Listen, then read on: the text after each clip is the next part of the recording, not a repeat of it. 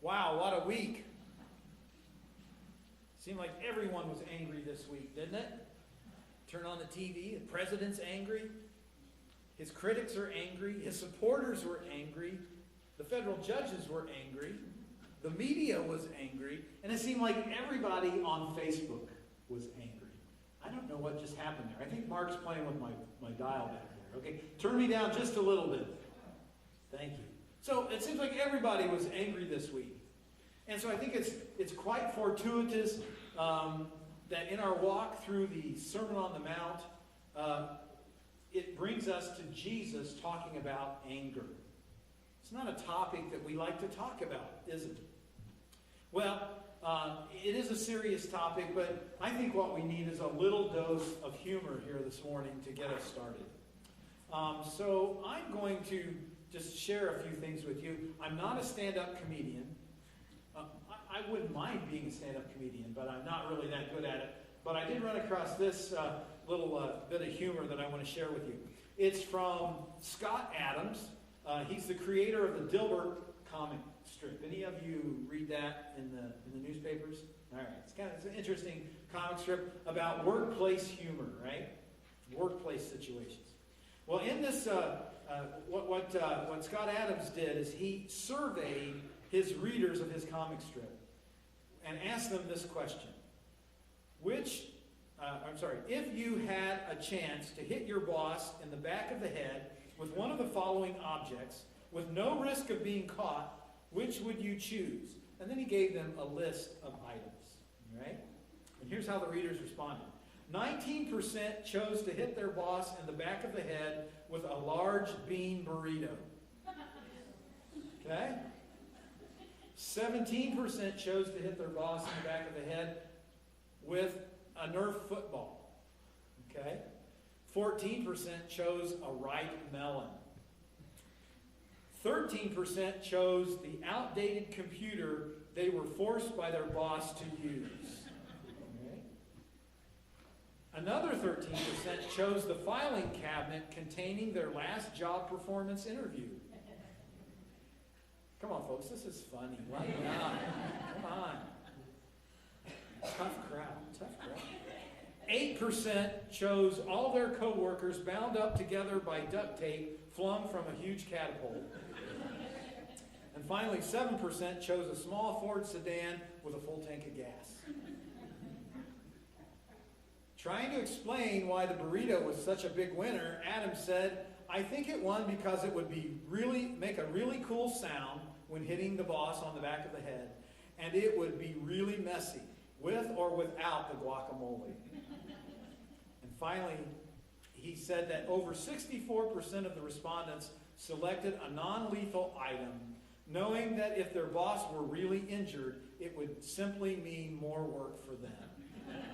And that is true, isn't it? All right, so a little bit of humor here to just lighten the mood a little bit this morning. But as much as we like to make light of anger, it really is a very serious subject. So much so that the Bible actually spends a significant amount of time talking about how we ought to deal with it. Jesus thinks it's serious enough to give several verses in the Sermon on the Mount time to it. And he puts it right up at the front. We're still at the beginning of the Sermon on the Mount. So he thinks it's pretty important. And he mentions it in other stories in the Gospels as well. So anger is an important thing. It's one of those primal human responses that has plagued the human race in every generation since the beginning of time. I mean, think back to Genesis chapter 4. Why did Cain kill Abel? Because he got angry. He got angry at how God was treating Abel versus how God was treating him. And he got angry, and of course that led to murder, didn't it? He murdered his brother Abel. And ever since that time, we've all been struggling with anger, haven't we? In today's gospel lesson, Jesus actually equates anger with murder. Did you catch that? He says, you've heard it said, you shall not murder. And those who do are liable to judgment. But I tell you, if you get angry with a brother or sister, you're liable to judgment. So he's saying, getting angry is as bad as murder. Now, that might be a bit of a stretch, at first glance. We might think it's a bit of a stretch. But, if you think about it for a moment, anger leads to rage. Right? Some people they can't hold it in. They rage. And some people, their rage leads to physical action, to physical violence. And that physical violence can lead to murder. So there is a connection there between anger and murder. Happens all the time. Just tune in to Dateline NBC or CBS 48 Hours at 9 p.m. on Saturday night. They've always got a story on there about how somebody got angry and killed another person. Now you know what an exciting life your pastor leads, that he knows all of that about TV on Saturday night. The point Jesus is making here is that anger leads not just to physical murder, but to other kinds of murder as well. Murder of the family relationships that you share. Murder of your friendships. Murder of your communities, tearing your communities apart. This anger it's a dangerous business, Jesus is saying to us today. And I want you to note how Jesus handles the topic of anger. For Jesus, anger is not the main problem. Okay? For Jesus, anger is a symptom of a deeper problem, of deeper dysfunctions in your relationships. In verse 23 of our lesson here this morning, he said, "If you are offering your gift at the altar of God, and there remember that you have offended your brother or sister, go right now and attempt a reconciliation."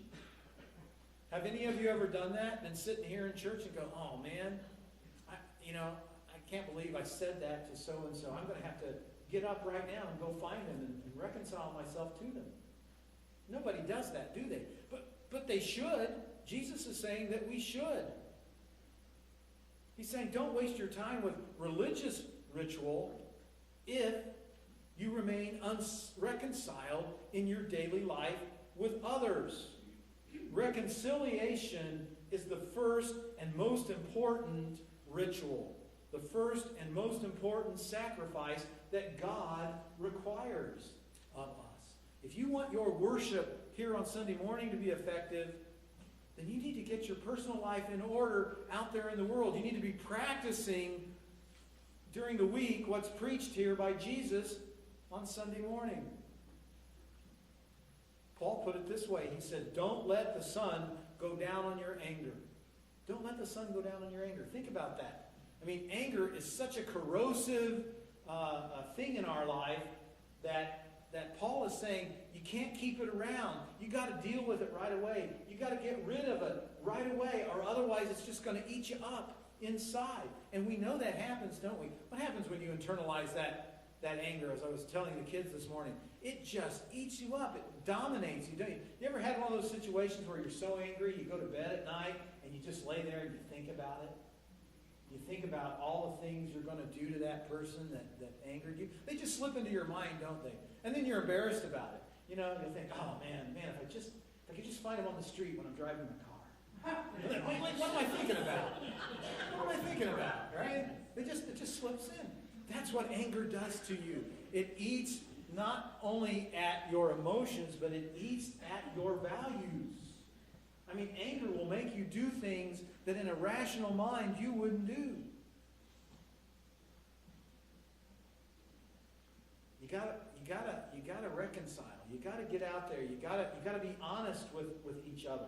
Jesus was really good at that, at not letting anger destroy his relationships.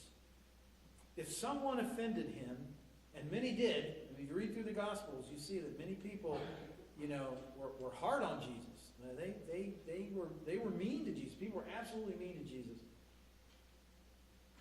But he didn't brood about it.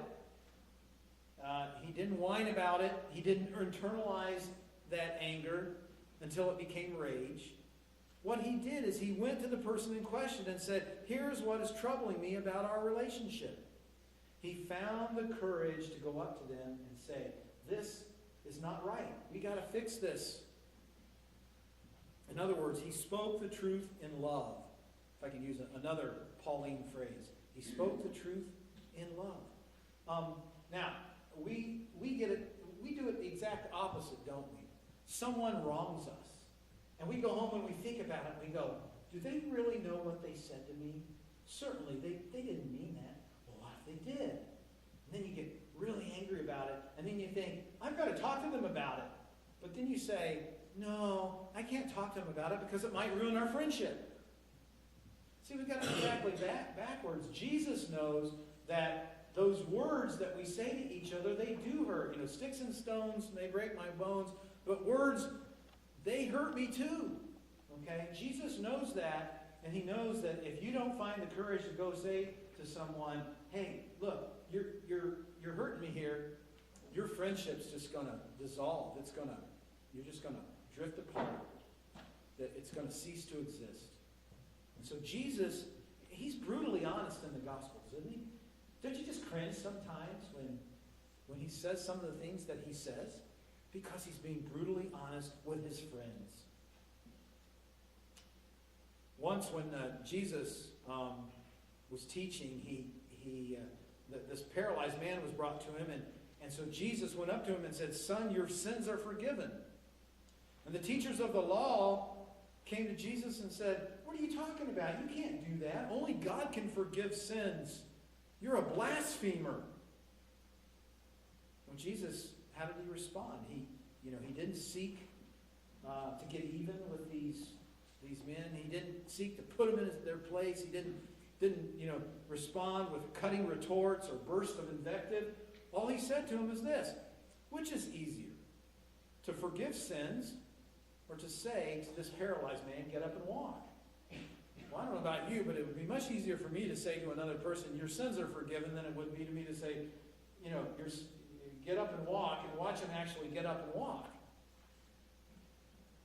I think that was Jesus' point. And so he turns to the man and he says, so that you may know that the Son of Man has the authority to forgive sins, I tell you, get up and walk. And the man did. He got up and he walked. You see how honest Jesus was there? No beating around the bush. He just got right to the point. Here's another example. Jesus was in a synagogue gathering similar to this. And he saw sitting out there in the congregation a woman who had a crippled hand. It was all twisted in on her. And she couldn't use it. It wouldn't work. And so Jesus went up to her and he touched her and he says, woman, be healed. And her hand straightened up and she was able to use it. And this was on a Sabbath day in the synagogue. But what Jesus did was technically a violation of the Torah, at least the way that the Pharisees interpreted the Torah. On the Torah, you couldn't do work, and healers were forbidden to do work on the Sabbath. I know it doesn't make much sense to us, but it did to them. And so when Jesus healed that woman, he was technically breaking the law. And so the Pharisees get all bent out of shape. And they say to him, you can't do that. You can't heal on the Sabbath. Now, did Jesus, did he, begin to seethe with anger? Did he yell? Did he seek revenge? Did he call down fire and brimstone? No, he just simply told them the truth. He said, which of you doesn't lead your ox or donkey from the stall to the water hole on the Sabbath so that donkey or ox can drink? Doesn't this daughter of Abraham, who has been bound by Satan for 18 years, deserve at least as much consideration as your donkey or your ox? Simple truth-telling diffuses the whole situation. Jesus practiced what he preached, and so should we. But I'm sure some of you are sitting out there going, but wait a second, Pastor. Don't you remember that time when Jesus saw all the money changers in the temple, and he saw those people selling the pigeons and the doves and so forth in the temple, turning a profit, and he got really angry, and he went in there and he made a whip out of some reeds, and he chased the money changers and the merchants out of the temple, and he turned their tables over and everything. Wasn't he really angry then? Well, perhaps. Perhaps he was. Perhaps he was filled with some righteous anger at the way that these people were disparaging God's house. But I don't even think that was the case. I think Jesus was perfectly in control when he did that. I think he was committing what's called a prophetic act. I think he was engaging in prophecy. You remember that Isaiah and Jeremiah and Ezekiel and the other prophets, they all did things, crazy things like that to make a point, to get their point across, to get people's attention. I really think that's what Jesus was doing there. He wasn't angry at all as much as he was concerned that the people practice their faith correctly. Now, I could be wrong on that, but that's my take on it. And if that's the only time he got angry, well, he's a better man than I, which is probably true. So he practiced what he preached. If we do the same, I suspect that our lives will be a lot calmer. I suspect our lives will be a lot happier. I think they'll just be a lot more peaceful if we let go of that anger and just get out there, rather than just hold on to that anger and just let it grind on you. Go out there and reconcile with your brothers and sisters. Find the courage to just get in their faces and say, look, I care about you too much to let this come between us. I'll close this morning with a story by, it's about Leonardo da Vinci. You'll remember that he painted the Last Supper. We've got that needlepoint back on the wall in the overflow area there. If you look at it, it's actually a replica of Da Vinci's Last Supper. It's a great painting. It's considered like one of the top 10 most famous paintings in the world. But when he was painting it, right in the middle of this, he had an argument with a very good friend of his. And the two really went at it, and they parted on very bad terms. And when Leonardo returned to the church where he was painting the Last Supper, he discovered that he just had a hard time focusing on his work. But he persevered, and he continued to try to work on the painting. But nothing that he painted made him happy. It just didn't rise to his standards that he had set for himself. And he couldn't figure out why, what was happening. Time and again, he tried to render a passable likeness of Jesus, and he just couldn't make it happen. And finally, it dawned on him that the problem was not with his painting skill, but it was with his agitation from this row that he had with his friend, about this unreconciled relationship that he had with this friend. So immediately Leonardo left his painting, sought out his friend, and asked for forgiveness. That takes a lot of courage, doesn't it? To say, I was wrong. I'm sorry. The friend was surprised at first, but he welcomed Leonardo. He himself had been upset by the row that they had, the argument. He accepted Leonardo's offer of forgiveness, and then he begged for forgiveness himself. And Leonardo gladly gave it. And then Leonardo returned to his painting, and as they say, the rest is history. Leonardo was able to complete that masterpiece for all of us to enjoy throughout the ages. So this morning, my prayer is simply this. May we be as wise and as humble as Leonardo.